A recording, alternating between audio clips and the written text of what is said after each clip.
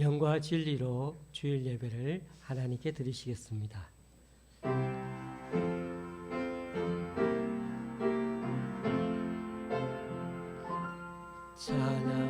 찬양하라 내 영혼아, 찬양하라 내 영혼아, 내 속에 있는 것들아 다 찬양하라. 경배하라 경배하라 내 영혼아, 경배하라 내 영혼아. 주 내 속에 있는 것들아 다 경배하라. 감사하라 감사하라 내 영혼아, 감사하라 내 영혼아, 내 속에 있는 것들아 다 감사하라.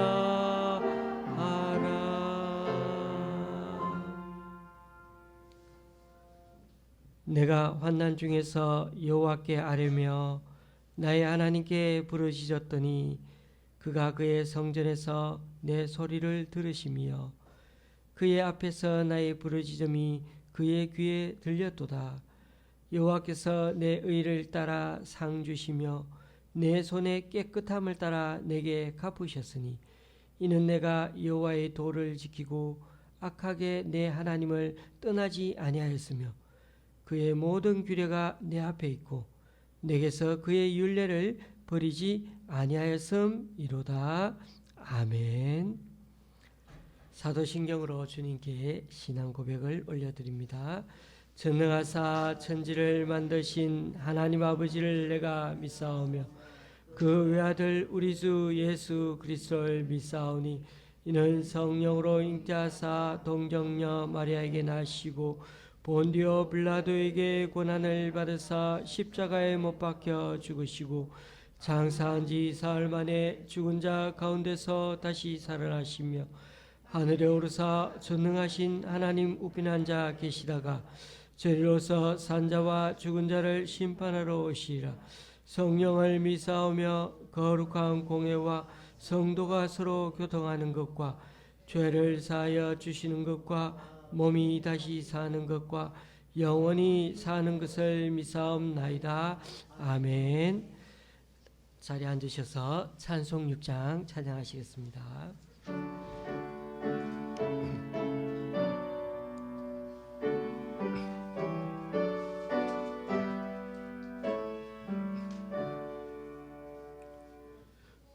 목소리 높여서 주 찬양하여라.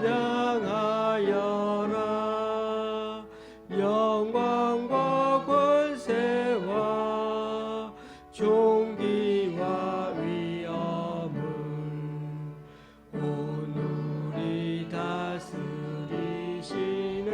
만왕의 왕께 돌려라.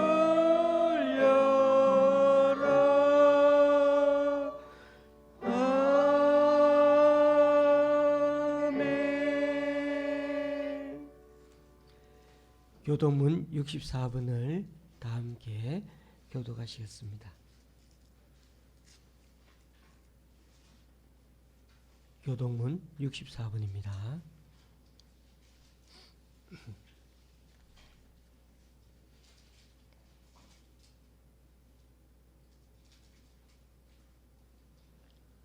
할렐루야. 하늘에서 여호와를 찬양하며 높은 데서 그를 찬양할지어다.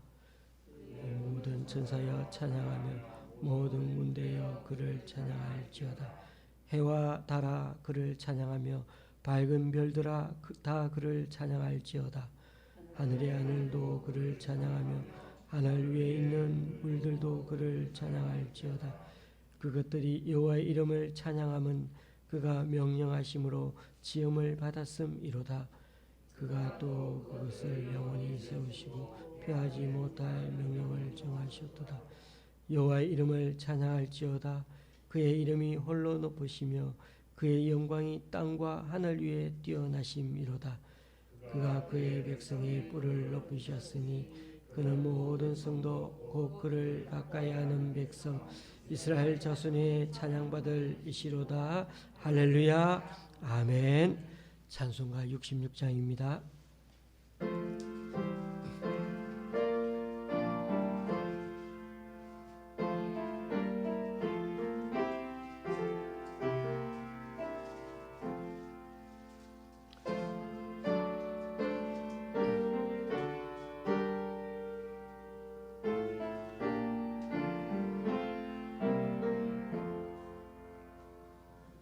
더 감사드리세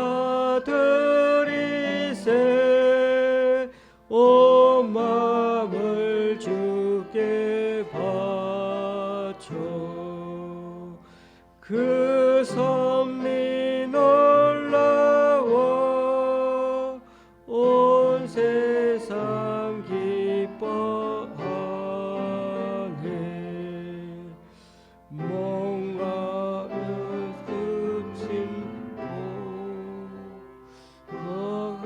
없는 그 사랑 선물로 주시네.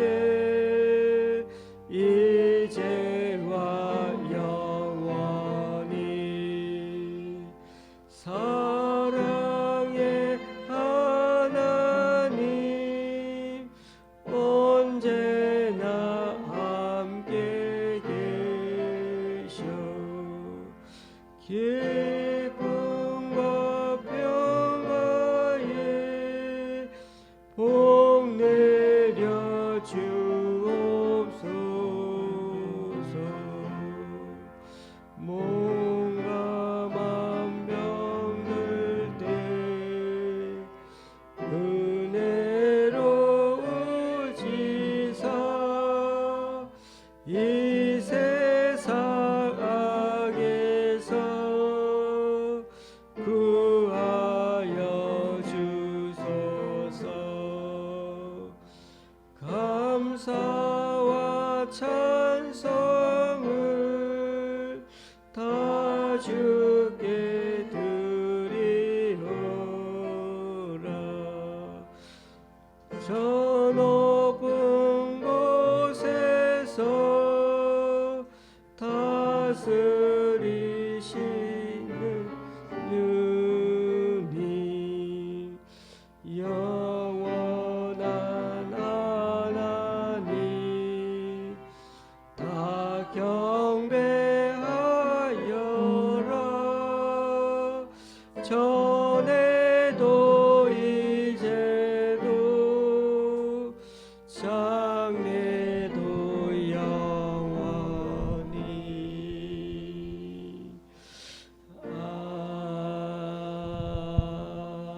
아멘.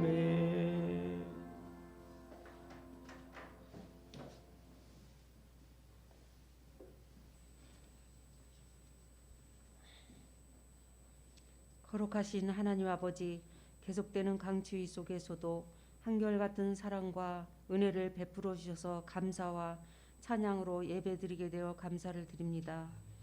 마음으로 예수님을 사랑한다고 믿노라 하면서도 매 순간순간마다 감사함보다도 성령님을 근심시키고 허탄한 것에 치우쳐서 그의 나라와 그 의를 구하기보다는 자신을 사랑하고 말씀으로 순종하지 못하고 기도에 열심을 못하였습니다. 모든 죄악과 탐욕, 시기, 질투, 마음속을 감찰하시는 주님, 다시 한번 머리 숙여 긍휼을 베풀어 주시옵소서. 어제의 신앙에서 머뭇거리지 말고 하늘에 속한 신령한 은사를 따라 새롭게 하여 우리를 위해 친히 십자가에 피 흘려 죽으시고 우리의 죄를 사하여 주신 은혜의 보좌 앞으로 담대히 나아갑니다. 하나님 아버지, 2년 기간 동안 지속되고 있는 코로나로 인하여 일상생활에서 자유한 가운데 있지만 시간 제한과 출입 등 불편함도 있습니다. 의료진과 방역에 고생하시는 모든 분들에게 수고를 기억해 주시고 질병으로 고통받고 백신으로 사망하거나 여러 가지 이유로 고통받고 있는 어수선한 시국에 있습니다. 하나님 아버지, 이럴 때일수록 깨어 기도하고 말씀으로 무장하여 각 교회와 가정, 개인 각자의 삶에서 회개하여 하나님의 뜻 다 거룩한 삶으로 살아가게 하여 주시옵소서. 또한 북한 정권을 위해 기도합니다. 새해가 들어선 지도 며칠 안 되었는데 세 번째 미사일을 쏘아 올리고 있습니다. 자기만의 공산 체제를 가지고 있는 태양신 김정은 정권이 복음을 깨닫고 회개할 수 있도록 하옵시고 지하 교회 성도들에게는 굳센 믿음을 지켜 주시옵소서. 하나님 아버지, 3월 9일에 있는 대통령 선거를 위해 기도합니다. 저마다 큰 소리로 의롭다고 거짓이 없다고 나만이 할 수 있다고 외치고 있습니다. 하나님을 진정 두려워하고 정직한 사람을 세우셔서 혼탁한 세상을 바로잡고 분별력 있는 자를 위해 투표할 수 있도록 지혜를 주시옵소서. 또한 피로 사신 교회를 세우셔서 교제케 하시고 말씀을 듣고 배웁니다. 목사님의 성령 충만과 권능으로 붙잡아 주시고 요한복음을 통해 말씀이 육신이 되어 우리 가운데 친히 찾아오신 예수님의 본을 받아 살리는 것이 영이요 육은 무익하다고 말씀하셨습니다. 우물가의 연과 같은 우리를 만나 주시고 생수의 근원이 되셔서 목마르지 않게 하시는 주님, 모든 것을 버리고 이웃 사랑을 실천한 여인처럼 전도인의 삶으로 우리들로 용기와 결단으로 나아가게 하옵소서. 교우들의 기도 제목도 주께서 아십니다. 치유의 손길과 사업장, 직장, 모든 일에 은혜를 베푸셔서 더디 이룰지라도 낭망치 말고 인내하며 기도에 쉬는 죄를 범치 않도록 쉬지 말고 기도할수록 힘을 주시옵소서. 이 모든 기도를 영생의 선물로 주신 우리 구주 예수 그리스도의 이름으로 기도드렸사옵나이다. 아멘.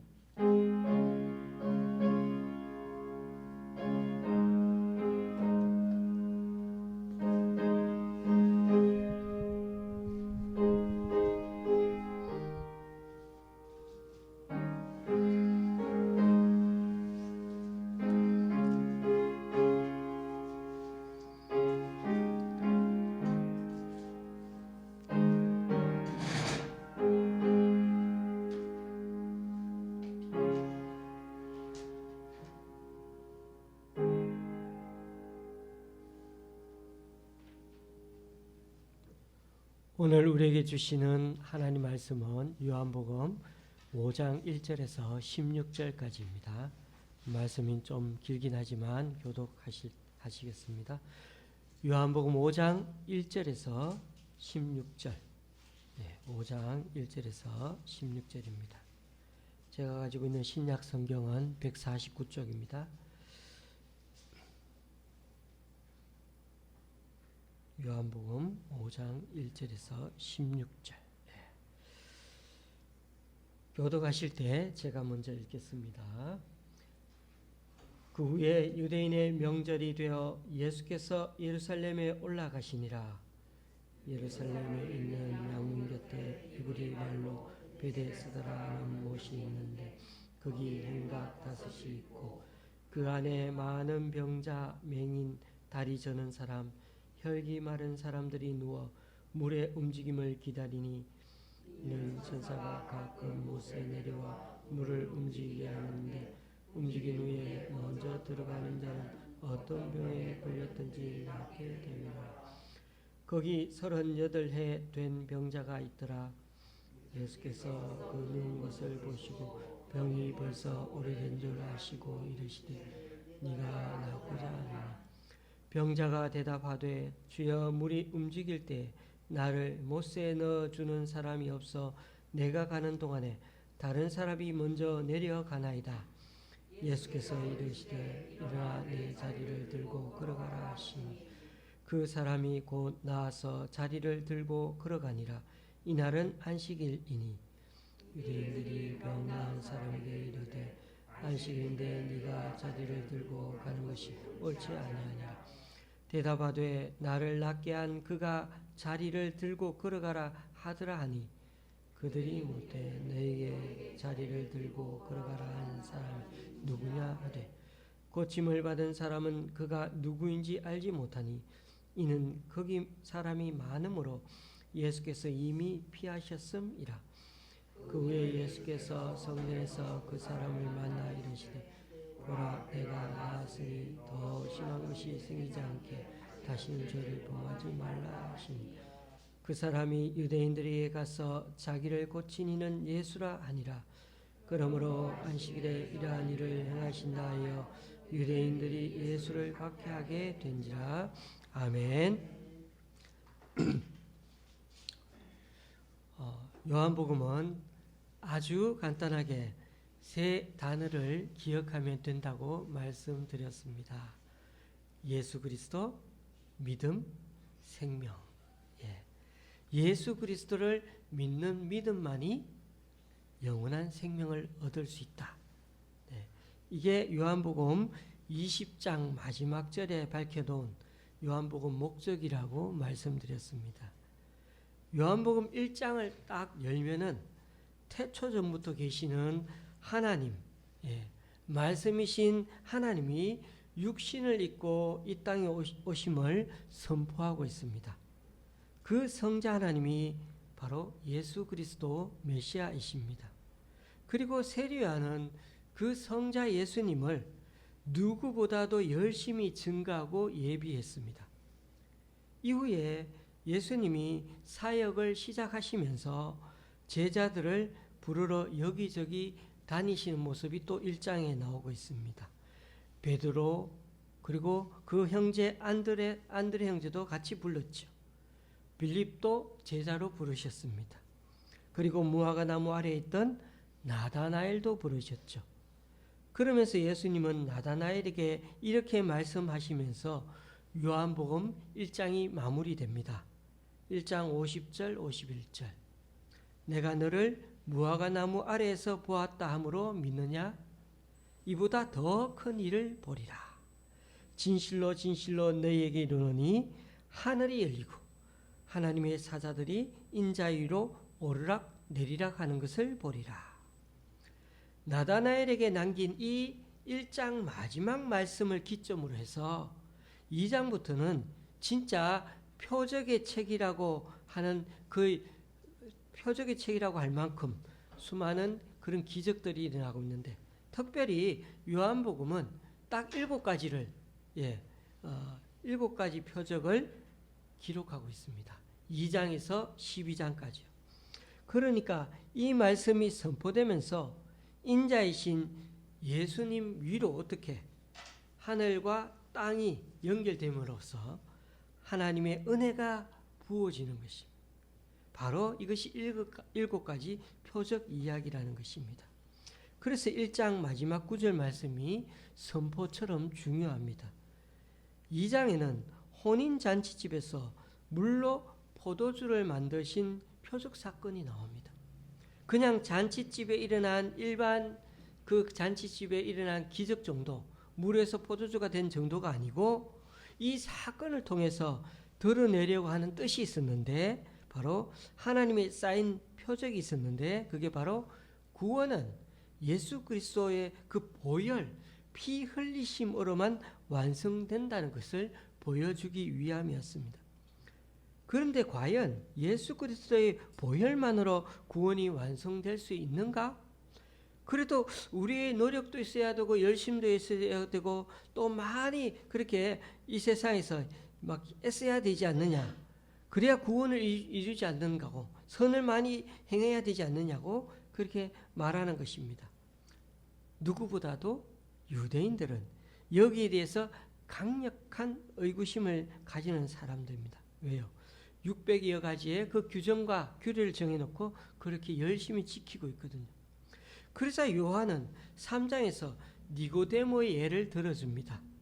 부자였고 지식인이었고 또 높은 관직까지 있었던 유대관은 니고데모에게 주님은 이런 것 가지고 있어도 안 되고 무조건 다시 거듭나야 한다고 말씀하십니다.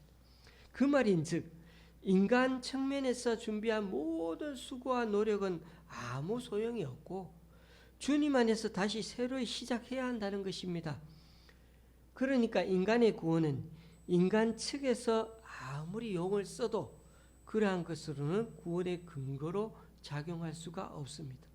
오직 하늘에서 내려주시는 그 해결책만으로 물과 성령으로만 구원을 이룰 수 있다는 의미인 것입니다. 그리고 4장을 통해서 요한은 하나님의 구원이란 진짜 아무 자격 없는 자에게 그저 무상으로 주어지는 하나님의 선물이라는 걸 너무나 명명백백하게 보여줬죠. 사마리아 여인의 이야기를 통해 정말 쐐기를 박습니다. 사마리아 여인은 남편이 5이나 있었는데 그쵸? 우물가에서 예수님을 만나던 그 당시에는 또 보니까 6번째 남자와 동거를 하고 있었죠. 여전히 세상의 힘을 상징하는 그 당시에 남편이라는 그 도구를 사용해서 어쨌든 자신의 목마름을 채우고 어떻게든 사회를 살아갈 수 있는 방법을 그렇게 찾아가서 살아가던 여인이었습니다. 그런 여인이야말로 구원받을 만한 아무런 상급이나 칭찬을 들을 만한 구속 그런 것도 하나도 없고 오히려 사람들에게 손가락질 당해도 싼 그런 처지의 인간이었는데 영원히 목마르지 않는 그 참 생수이신 구세주 예수님을 만나는 바람에 그렇죠. 봉잡았죠. 그런 비천한 처지의 여인 또한 구원을 받는 자가 되었던 것입니다. 그 여인이 예수님이 누구신지 그 여인은 전혀 알지도 못했어요. 또 자신이 그분께 구원 요청도 해본 적도 없었습니다. 그런데 이 사마리아 여인은 그리고 그 여인의 동네에 사는 사마리아 사람들은 이방 사람들은 결국 예수님 말씀에 의해 구원을 받는 은혜를 누리지 않았습니까? 유대인들도 아닌 그 사람들을 구원하여 주다니 유대인들 보기에는 이 요한복음을 읽으면 읽을수록 아주 짜증나고 불쾌했을 수도 있습니다. 뭐 이런 게 다 있냐고요. 저런 인생을 사는 여인도 구원받다니. 교우님들, 하나님 편에서 보면 그게 바로 은혜라는 겁니다. 그러니까 구원의 주도권과 시행권은 오직 하나님 편에만 있는 것입니다. 인간은 그 하나님의 사역에 아무것도 보탤 수 없다는 게 그게 바로 구원의 은혜이라는 것입니다. 1장에서 하늘로부터 성육신에서 내려오신 그 예수님으로 인해 가지고 이제 하늘 문이 확 열리고 이 땅에 하나님의 은혜가 임하고 있는데 그 표적이 이제 하나씩 보여주시는데 가나의 혼인잔치요 그 은혜의 대상인 니고데모요 사마리아 여인입니다. 하나님이 은혜를 베푸시는 대상에는 이처럼 남녀 구분도 없고요 빈부 귀천도 없습니다. 그리고 계속 이어서 5장부터 10장까지도 보면 그러한 하나님의 은혜의 스토리는 계속되고 있습니다마는 이번에는 이스라엘이 목숨을 걸고 지켰던 그 율법과 절기를 통해서 다시 그 하나님의 은혜가 전개된다는 게 좀 특징입니다. 그러니까 5장부터 10장까지 내용은 율법과 절기 때문에 예수님과 유대인들이 계속 충돌하고 예수님은 그 충돌 과정에서 어떻게든 그 속에 담겨있는 참된 의미가 무엇인지를 친절하게 설명해 주고자 하시는 겁니다. 오늘 5장에서는 안식일 때문에 유대인들과 막 부딪히고 6장에서는 유월절 때문에 7장에서 9장까지는 초막절 때문에 그리고 10장에서는 이스라엘의 목자 즉 메시아 사상을 두고 유대인들과 대립하는 장면을 볼 수가 있습니다. 여러분 이런 관점에서 요한복음을 5장에서 10장까지 다시 한번 읽어보십시오. 예수님은 하늘에서 내려오셔서 은혜 부어주시기를 계속 원하시는데, 생명을 살리기를 원하시는데, 그에 비해 유대인들은 자기들이 지금까지 지켜오던 그 신앙관, 율법관, 절기 문제, 그것이 있기 때문에, 그 틀이 있고 그 그릇이 있기 때문에 끝까지 그것을 고수하는 바람에 오히려 예수님의 은혜 사역을 방해하는 자들이 된 것입니다. 요한복음에는 유대인이라는 말이 무려 70번이나 나오는데요. 여기서 유대인이란 말은 다른 복음서 마태, 마가, 누가? 이 복음서에도 다 유대인이란 말이 나오거든요. 거기서 말하는 유대인의 개념과는 좀 다른 게 특징입니다. 요한은 유대인이라 말할 때 다른 지역 말고 예루살렘 주변에 근거를 둔 예수님의 복음 정신을 반대한 그 종교 지도자들을 가리켜서 의도적으로 유대인이라고 그렇게 부를 때가 많다는 것입니다. 그러니까 하나님의 은혜와 유대인들의 그 율법이 충돌한다는 게 요한복음 5장에서 10장까지의 내용이라는 것입니다. 여기까지는 제 말이 이해가 되시죠? 혹 조금 어려우시더라도 제가 앞으로도 요한복음 전체 윤곽을 잡는 설명을 한 번씩 더 하도록 하겠습니다. 그럼 오늘은 5장의 앞부분을 살펴볼 건데, 예수님의 은혜와 유대인들의 안식일 개념이 어떻게 충돌되는지 염두에 두고 한번 보겠습니다. 2절에 보면 베데스다 연못이라는 곳이 나옵니다. 이 연못은 2000년이 지난 지금도 이스라엘 가보면 베데스다 연못이 있어요. 이 연못은 실제로 가보면 그렇게 크지 않습니다. 저는 아직 이스라엘을 못 가봐가지고 화면만 보고 영상만 봤는데 그렇더라고요. 연못 주변에 행각 5이 있다고 하는데, 행각은 기둥 같은 것이에요. 뭐 벽같이 생기기도 하고 뭐 이런 것 있는데, 그런 것들이 쭉 세워져 있습니다. 그게 5개씩이나 옆에서 막 주변에 세워 있어서 실제로 연못은 더 자그마하고 또 기둥 저 밑에 있어가지고 사람들이 그 연못으로 내려가려면 좁은 통로로 내려가기가 참 불편한 구조로 되어 있습니다. 지금 38년 된 병자가 누워있는 것이 이 연못 가인데 바로 양문 근처에 있었습니다. 그럼 또 양문은 무엇을 말합니까? 이게 또 하나님 편에서는 아주 의미가 있는 곳입니다. 양문이라는 곳은 예루살렘 성으로 들어가는 여러 문들 중에 하나가 양문이라고 불렀거든요. 옛날 조선 한양에도 성으로 들어가는 문들이 4대문 4개밖에 없었을까요? 아니에요. 남대문, 동대문 이렇게가 동서남북 4대문이 있었을 뿐만 아니라 4소문도 있대요. 4소문, 작은 문. 여러분 아마 들어보셨을 텐데 해화문, 창해문, 광희문 이런 게 다 4소문입니다.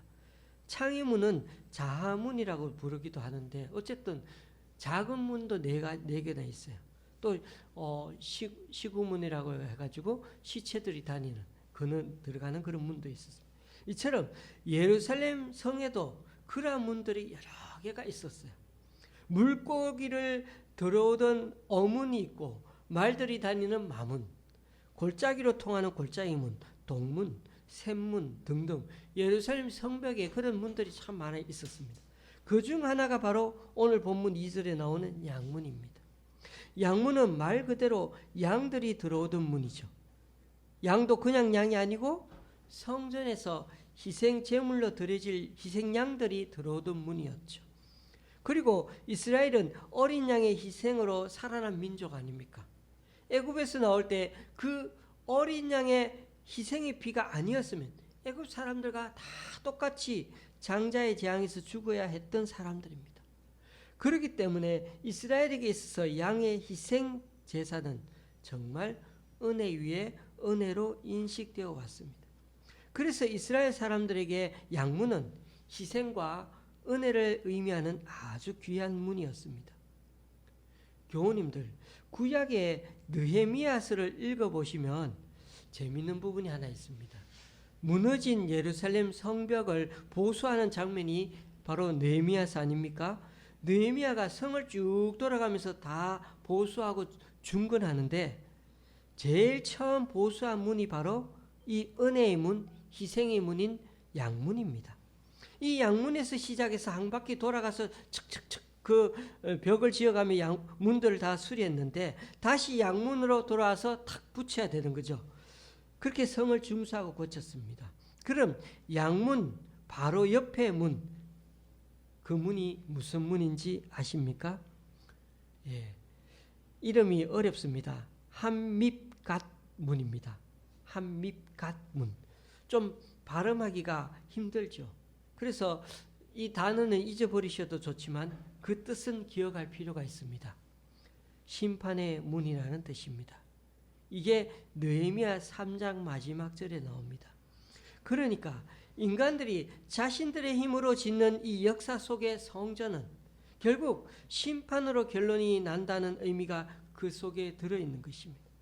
이 양문은 성전에서 제사에 쓸 양우리 축사가 이 양문 근처에 있어서 양문이라고 했는데, 여러분, 예수님이 이 십자가 사형터를 메고 골고다 산으로 가시는 그 첫걸음이 바로 이 양문을 통과하면서 시작되었습니다. 가톨릭에서는 이 길을 예수님의 십자가 수단의 길이라 비아 돌로로사라고 해가지고 아주 의미 있게 기리는 장소이기도 합니다. 그런 의미에서 사도 요한은 요한계시록을 쓰면서도 계시록 마지막 장면에서 거룩한 성 새 예루살렘 하나님의 교회는 결국 하나님께서 직접 오직 은혜로 홀로 세우시고 또 완성해 가신다고 말씀하고 있습니다. 교우님들, 베데스라는 뜻은 또한 어떻습니까? 은혜의 집, 자비의 집이라는 뜻이고, 제가 그런 뜻이라고 카톡 나눔에서도 말씀드렸습니다. 자비의 집, 은혜의 집인 이곳에 와서도 은혜와 자비를 누릴 줄 모르는 사람들이 바로 이곳 베데스다 연못에 넘칩니다. 그리고 성전에서도 넘칩니다. 사람들은 하나님이 베푸신 은혜를 거부하면서도 여전히 자신들이 무엇인가를 할 수 있다고 자신만만하며 살고 있습니다. 오늘날 이 시대를 살아가는 인간 군상들이 하나님 눈에는 이 양문 옆에 있는 베데스다 연못의 병자들처럼 보이십니다. 인간들은 구원에 관한 한 무능력하고 불가능한 존재들이라는 것입니다. 그래서 베데스다 연못가에 모여있는 이 병자들이 오늘 말씀에서처럼 다 스스로 움직이기 곤란한 자들, 3절에 보니까 그런 사람들을 다 표현하고 있네요. 맹인, 다리 저는 사람, 혈기 마른 사람 모두가 그런 대표적인 사람들이죠. 맹인은 그래도 움직일 수 있다고요? 맹인이 물이 움직이는 걸 보고 바로 물속에 뛰어들어가야 되는데, 근데 물이 움직이는 걸 볼 수가 있나요? 못 보죠. 다리를 저는 사람이나 혈기 마른 자는 어떻습니까? 혈기 마른 사람을 다른 성경에서는 중풍병자로 번역해 놓았는데, 사지가 마비된 그 중풍병자도 스스로 못 움직이죠. 이 세 부류의 병자들은 절대로 자기 힘으로 연못에 제일 먼저 달려 들어갈 수 없는 사람들입니다. 모두가 절박한 마음으로 이곳에 와 있기는 하지만은, 그래서 물이 막 움직이는 걸 보고 뛰어들려고 하지만은 다른 사람이야 어떻게 되든 말든, 그렇죠? 내가 제일 먼저 연못 속으로 뛰어 들어가면 돼. 이 생각들 다 거기 와 있죠. 그러기 위해서는 할 수만 있다면 남을 죽일 수도 있는 게 요즘 세상이죠. 내가 살기 위해서는. 그게 오늘날 세상 모습이고 모순입니다. 뭐 어떤 방법을 쓰든 괜찮습니다. 그냥 3월 9일 선거에만 이기면 되죠. 그 다음 날에는 손을 내밀면서요, 어제는 너무 심하게 해서 미안했습니다, 그만 하면 그만입니다. 이겼으니까 물을 일도 없으니까요. 그렇게 해서 대통령이 되면 뭘 하겠습니까? 제 눈에 보기에는 지금 대통령 후보들이 다 똑같이 자격 미달처럼 보입니다. 어쩔 수 없습니다. 지금부터는 지혜롭게 차악의 사람을 선출할 수밖에 없습니다. 잘 분별하셔서 선출하시되 다른 사람에게는 제발 강요하지는 마시기 바랍니다. 오늘 여기 베데스다에 모여있는 사람들은 늘 남 탓하며 사는 게 이골이 난 사람들입니다. 죄인들은 자신이 행복하지 못한 이유는 다른 사람들이 자기보다 먼저 들어갔기 때문이라고 생각합니다. 자기가 행복해질 수 있는 그 순간을 새치기 당했다고 생각하면서 자기보다 나은 인생을 사는 사람들을 원망하며 평생 그렇게 사는 것입니다. 그게 바로 38년 된 병자의 모습이요, 우리의 모습인 것입니다. 한번 볼까요? 그런 점에서 사람은 참 못났는데요. 자기 자신도 남을 배려 안 해주고 자기도 제일 먼저 물속으로 뛰어들려고 지금 준비하고 있으면서요, 남들이 다 새치기해서 내가 못 들어갔다고 원망하는 거죠. 그런 점에서 이 38년 된 병자 안에는요, 바리새인들도 들어있고 제사장들도 들어있고 바로 구원받기 전에 우리도 들어있는 것입니다. 자기 힘으로 스스로 행복해지기 위해 이 세상의 문명을 만들고 열심히 일하며 사는 것 같아도 하나님 아래 인간은 죄와 해환과 후회 속에 다들 죽어갔습니다. 그 어느 누구도 하나님의 은혜와 자비를 스스로 얻은 자는 아무도 없었습니다. 심지어 구약의 광야 이스라엘에 있던 백성들도 이렇게 하나님을 의지하지 않고 자신들의 힘을 의지하며 살다가 38년을 유리 방황하던 사람들이었습니다. 제가 신명기 2장 14절 말씀을 읽어보겠습니다. 가데스 바네아에서 떠나 세렛 시내를 건너기까지 38년 동안이라. 이때는 그 시대의 모든 군인들이 여호와께서 그들에게 명세하신 대로 진영 중에서 다 멸망하였나니.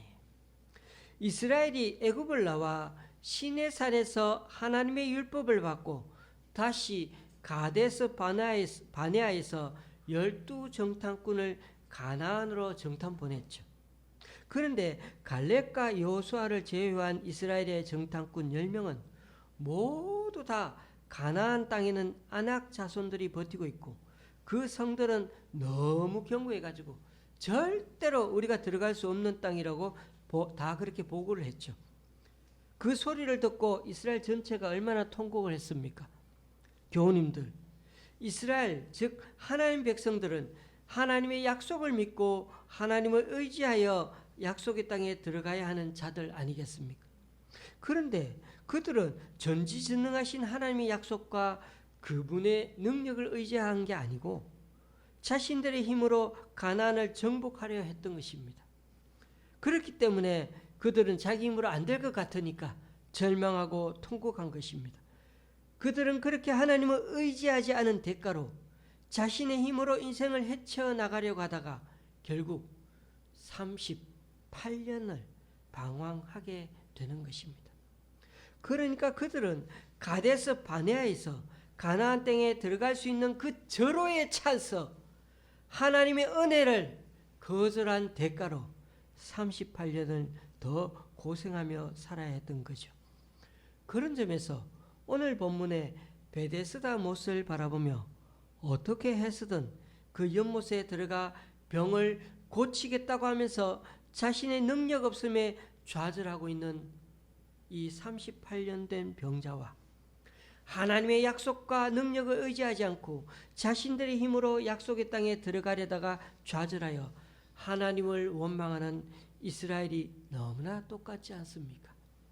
그래서 둘 다 38년을 그렇게 낭비하며 살아온 것입니다.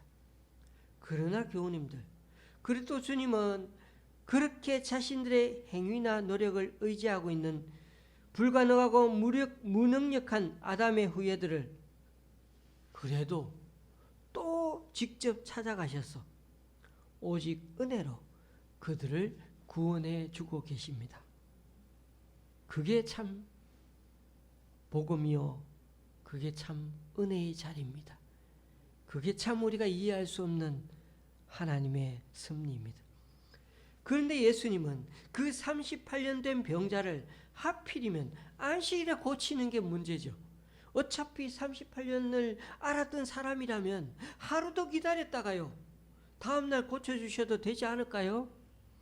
주님은 이 안식일을 어기는 일로 자신을 죽임으로 자꾸 몰아가시는 거예요. 그런데도 주님은 굳이 안식일날 이 병자를 고치는 것을 고집하십니다. 이유가 뭔가요? 주님께서 안식일에 어떠한 일을 하신 것이 여기뿐만 아니거든요. 안식일에 제사를 하고 밀밭을 거리시면서 이삭을 탁탁 잘라 먹으며 내버려 두셨죠. 또 안식일에 꼭 한쪽 손 마른 사람을 고쳐주셨어요. 그것도 어디서? 회당에 들어가가지고요. 또 18년 동안 몸을 펴지 못하는 여인도 안식일에 낫게 해주시지 않았습니까? 이처럼 예수님은 고의적으로 안식일에 어떠한 일들을 하심으로 자신을 죽음으로 왠지 몰고 가시는 것 같습니다. 안식일을 지키는 규례가 오히려 은혜를 베푸시는 그 주님을 죽이는 결과를 초래하는데 말입니다. 그런 점에서 유대인들은 안식일을 지키라는 그 하나님의 명령 속에 들어있는 진리를 전혀 알지 못했습니다. 율법주의자들이 613가지의 규례를 만들었는데 그 중에 안식일 규례만 무려 39가지가 됩니다. 자기들은 이 규례만 다 지키면 안식일을 정말 잘 지키는 거라고 아주 크게 오해를 했던 것입니다. 성경에 있는 그 안식일에 관한 말씀을 39가지 잘 세분하게 해가지고 지키면 다 지키는 거라고. 그게 바로 은혜의 문, 은혜의 집에서 베데스다 연못을 바라보고 있는 행위와 율법을 의지하고 있는 그런 인간의 모습이라는 것입니다. 유대인들은 얼마나 안식일에 관한 율법을 철저하게 지켰던지 안식일에는 죽어가는 사람도 치료하지 않습니다. 그냥 간단한 응급조치만 했습니다. 그 사람을 전문적으로 치료한다는 거 일이 되기 때문이죠.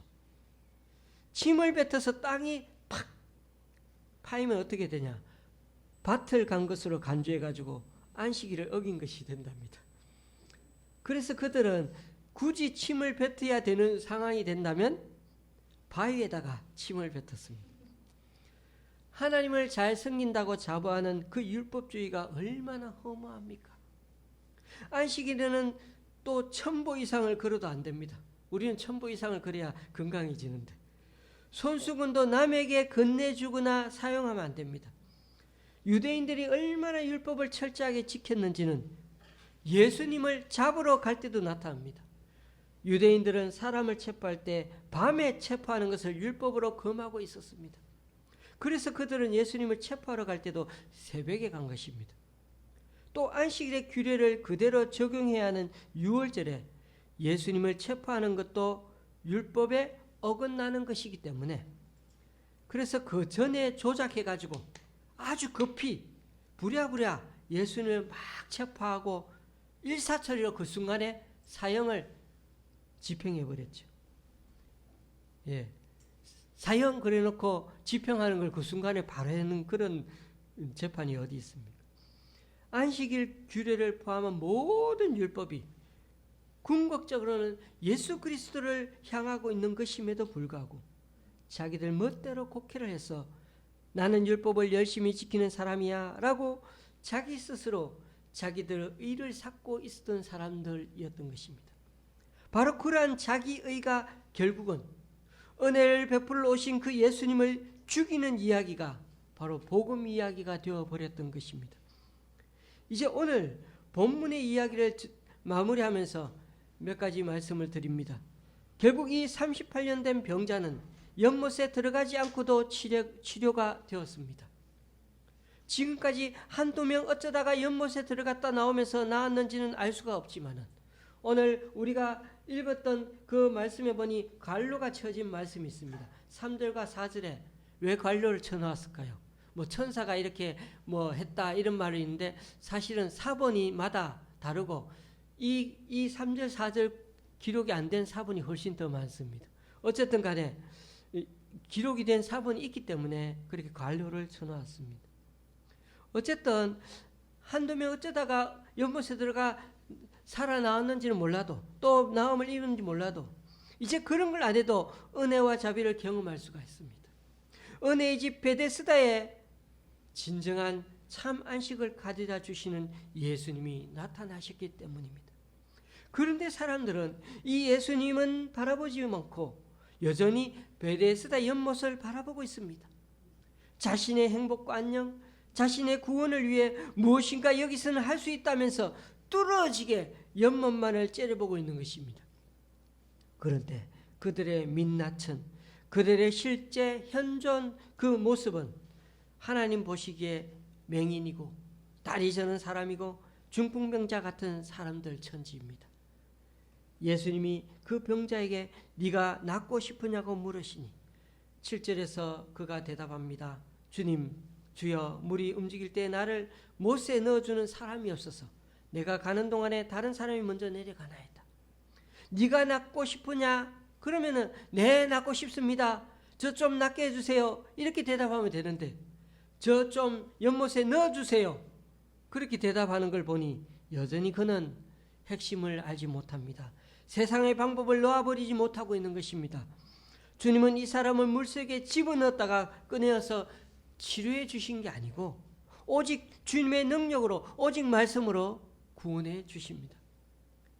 저와 여러분은 베데스다 연못은 어떤 모습으로 우리에게 남아 있습니까? 우리가 의지하고 있는 것은 어떤 것이 있습니까? 돈입니까? 명예입니까? 잘생긴 외모입니까? 인기입니까?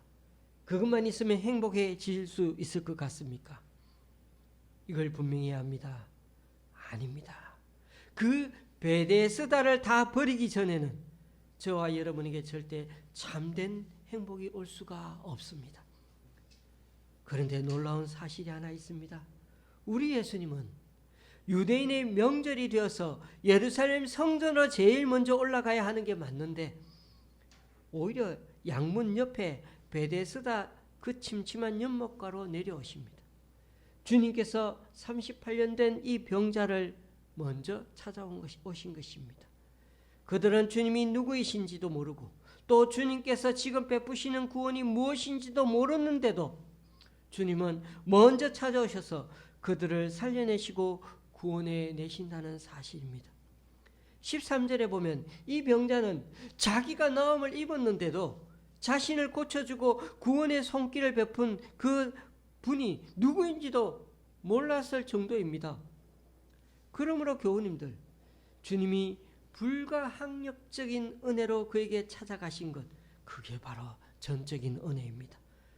우리 그리스도인들은 바로 이런 은혜로 사는 자들인 것입니다. 우리의 행위와 율법이 훌륭해서가 아니라 성경 많이 보고 기도 많이 해서가 아닙니다. 11조와 헌금 선행을 많이 해서도 아닙니다. 교우님들, 우리가 대단한 존재라고 절대로 착각하지 마십시다. 우린 여기에 나오는 맹인이요, 다리 저는 사람이요, 혈기 많은 사람과 다를 바가 없고 38년 된 병자요, 광야의 이스라엘이요, 저 성전에서 예수님을 욕하고 비난하고 비판하며 율법을 제대로 안 지킨다고 죽일 방도를 찾는 사람들과 다를 바 없는 죄인들인 것입니다. 그리고 교우님들 명심하십시다. 이런 하나님의 은혜도 언젠가는 끝이 있습니다. 하나님의 은혜와 자비가 끝이 있는 게 아니라 양문 옆에 있는 한밋갓이라는 그 심판의 문이 있듯이 하나님의 심판 또한 언젠가 찾아온다는 것입니다. 올 한 해도 우리는 이렇게 은혜를 베푸소서라는 표를 붙였습니다. 그러므로 은혜를 베푸시는 그 하나님을 부여잡고 은혜를 베풀어 달라고 간구하는 그 주님 앞에 참 지혜롭고 선량한 그런 주님 앞에 늘 나아가는 참 지혜롭고 선량한 그런 주님의 자녀들이 다 될 수 있기를 주님의 이름으로 간절히 축원합니다.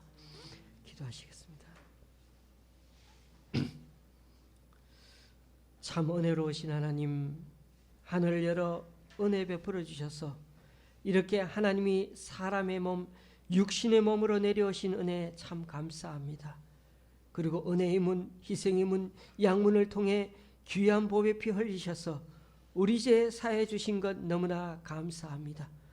또한 우리를 물과 성령으로 거듭나게 하셔서 이렇게 은혜의 자리 교회에서 예배드리게 하여 주시니 또한 얼마나 감사한지요. 이 은혜, 이 감사 늘 되씹으면서 살게 하시고 남을 원망하거나 비난하는 일을 하지 않게 하시고 저 유대인들처럼 우리가 믿는 신앙과 스타일로 남이 은혜 받는 통로를 막아서지 않도록 늘 우리 스스로를 겸비하며 살아가게 하여 주옵소서. 우리의 삶이 행위와 자기 만족에 취해 살지 않게 하시고 늘 주님의 은혜로만 살아감을 깨닫고 주님의 손발이 되어 살아가는 것에 대한 무한 감사의 자세로 주님이 지금도 여전히 찾으시는 자들을 이제 주께로 인도해가는 주님의 손과 발이 되어 사는 우리들 되게 하여 주시옵소서. 예수님의 이름으로 간절히 기도드리옵나이다. 아멘. 찬송가 279장입니다.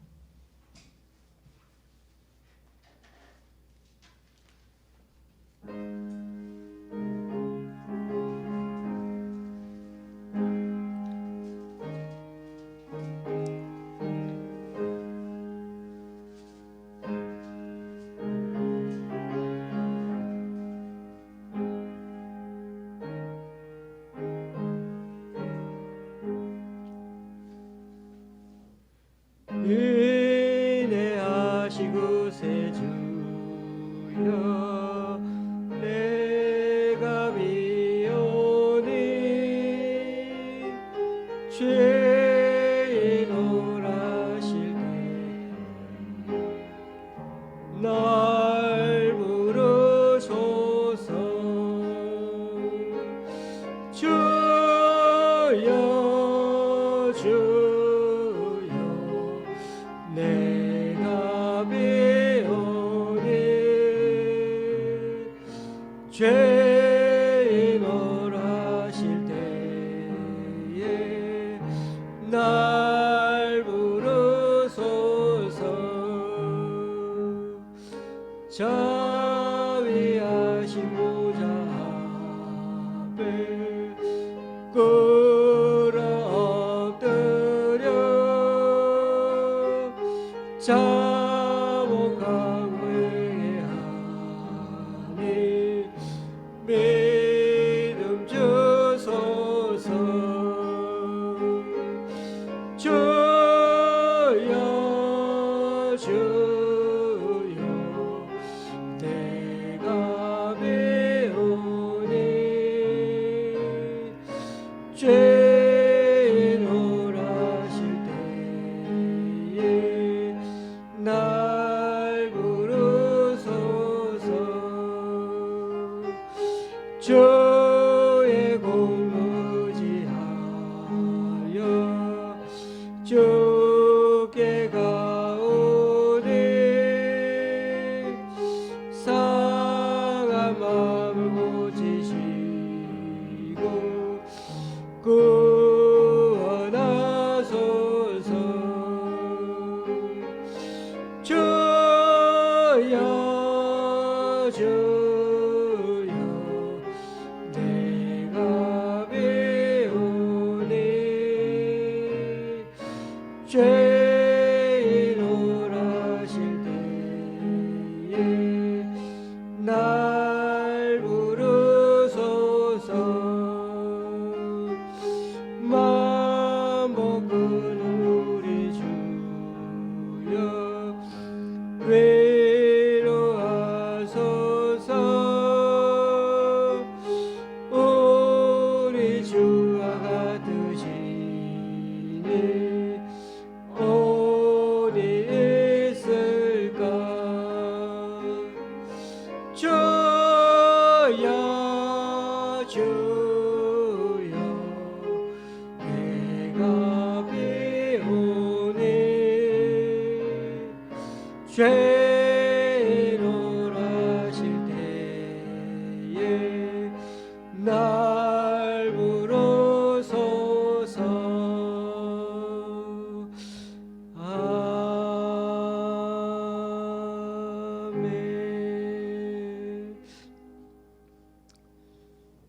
다 같이 일어나셔서 하나님께 예물을 봉헌하시겠습니다.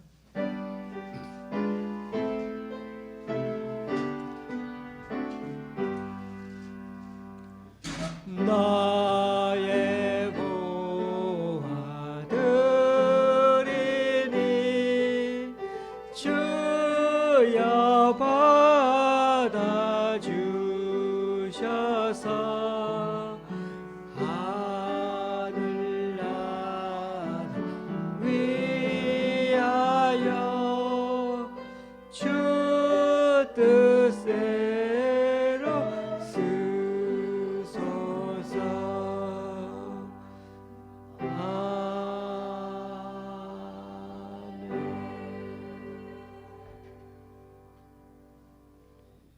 주님, 오늘 이 시간 주님 앞에 나와 각자 여러 모양으로 드리는 헌금들 기뻐 받아 주시고 쓰이는 곳마다 귀한 결실을 맺을 수 있게 크신 은총으로 덧입혀 주옵소서. 지난주에 우리 교회 성도님 한 가정에 11조 헌금을 주님께 드렸습니다.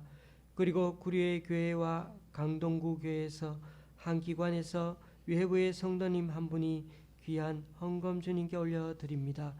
이분들의 헌신과 섬김 귀하게 받아 주셔서 이분들을 통하여 하나님 나라가 더욱 확장되게 하여 주시옵소서. 이번 주간도 그 주님의 은혜가 너무나 커서 자비의 손길이 너무나 간격이 되어 이번 한 주간도 주님의 손과 발이 되어서 주님의 사저시는 사람들을 우리가 더 전심으로 귀 기울이고 또 눈으로 보아서 더 손과 발로 섬기는 귀한 한 주간 우리들의 삶이 되게 하여 주시옵소서. 예수님의 이름으로 봉헌기도 드립니다. 아멘. 예, 반가운 얼굴도 오셨는데 앞뒤 좌우로 인사 나누시겠습니다.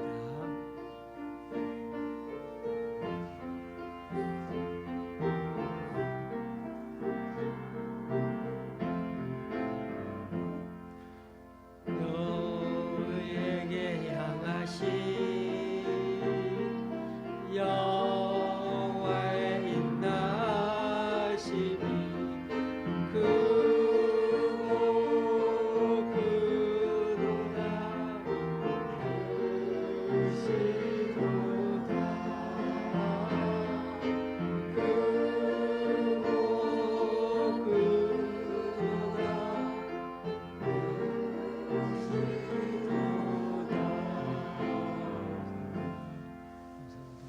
자리에 앉으시겠습니다. 오늘은 뭐 특별한 강구는 없습니다. 예배 후에 우리 수환이를 비롯해서 다 도시락은 꼭 받아가십시오. 만든 도시락은 아니지만은 그래도 정성이 담긴 도시락을 생각하고 받아가서 맛있게 드시면 좋겠습니다. 한 주도 늘 주님 은혜 가운데 평안하시길 바라고요. 또 승리하시면 좋겠습니다. 찬송가를 이번 찬송가를 또 바꿨습니다. 53장을 부르실 텐데 앞으로는 이 53장을 부를 예정입니다. 찬송가 53장입니다. 찬송가 53장.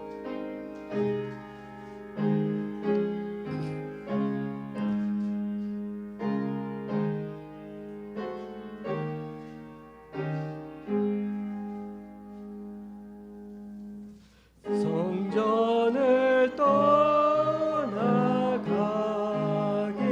전 머리를 숙일 때 주께서 함께 계시고 복 내려 주소서.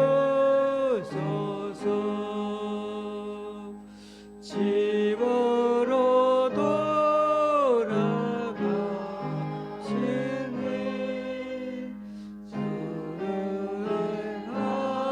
수능하시고 내 모든 오늘 심사를 다 지켜주소서.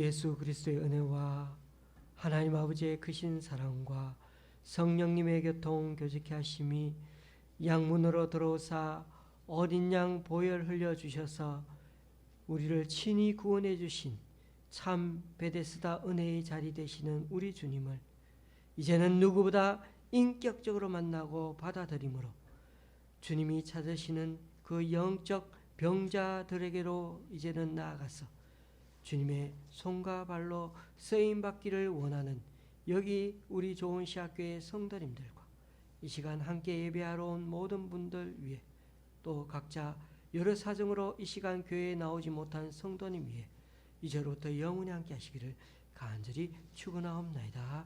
아멘.